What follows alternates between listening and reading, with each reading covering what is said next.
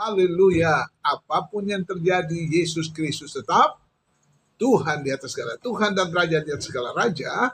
Karena tidak ada nama lain di bawah kolong langit ini yang diberikan kepada manusia yang olehnya kita dapat diselamatkan. Amin. Kita akan terus merenungkan firman Tuhan. Berbahagialah orang yang mendengarkan firman Allah dan merenungkan serta melaksanakan firman itu. Kali ini kita mau berbicara tentang Yohanes 20 ayat 1 sampai 31. Kemudian Yohanes 21. Tetapi ada banyak pakar penterjemah Alkitab ini mengatakan bahwa Yohanes 20 itu sudah berakhir. Yohanes 21 kemudian gereja melihat banyak mujizat yang terjadi di dalam kehidupannya, lalu ditulis Yohanes 21. Ya. Judul yang kita pakai adalah tanpa mujizat tetaplah percaya. Gitu. Jadi ada orang berpikir kalau lihat orang lumpuh disembuhkan, orang mati bangkit, lalu kita doakan hujan berhenti, lalu tiba-tiba berdoa pasangan hidup Tuhan berikan, aku susah pekerjaan terus ada jalan keluar, itu baru aku percaya. Jangan. Tetaplah percaya. Mujizat itu tetap akan datang.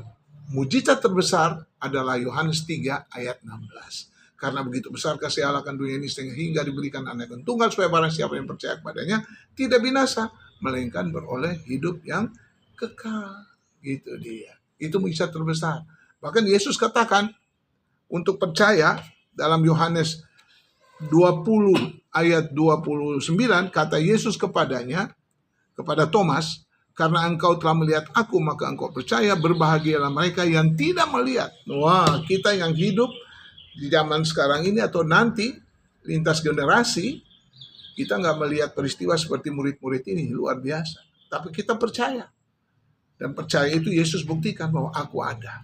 Akulah Alfa dan Omega. Akulah Immanuel, Allah beserta kita. Jangan sedikit pun ragu.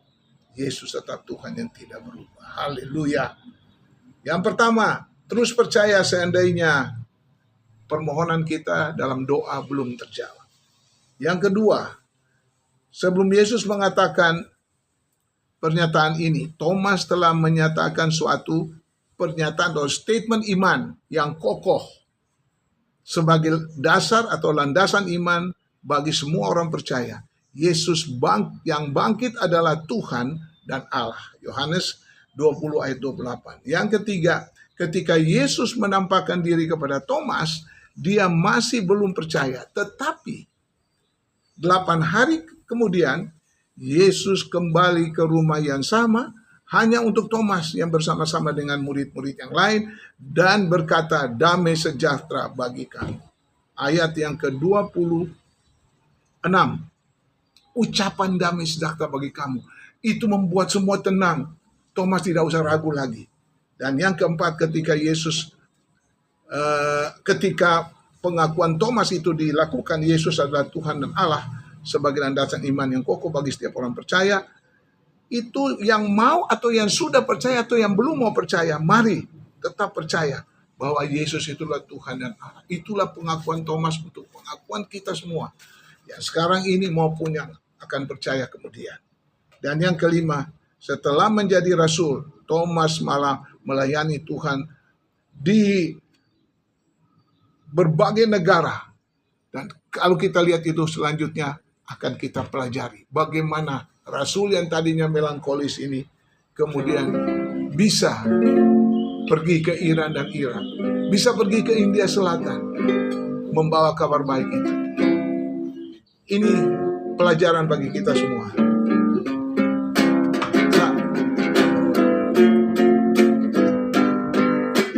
Saat ku tak melihat jalanmu, saat ku tak mengerti rencanamu, namun tetap ku pegang janjimu. Pengharapanku hanya padamu. Hatiku percaya, hatiku percaya, hati percaya, selalu ku percaya. Hatiku percaya, hatiku percaya,